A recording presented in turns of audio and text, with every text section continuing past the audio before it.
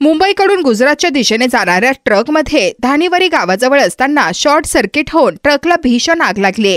आज दुपारी 4:30 वाजण्याच्या सुमारास मुंबईकडून गुजरातच्या दिशेने जाणाऱ्या ट्रकमध्ये धानिवरी गावाजवळ असताना शॉर्ट सर्किट होऊन ट्रकला भीषण आग लागली।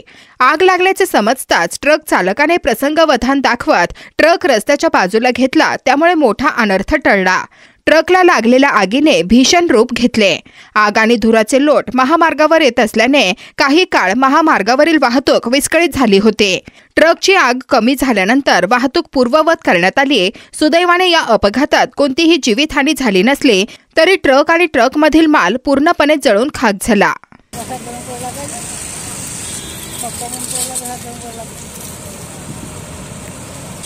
पप्पा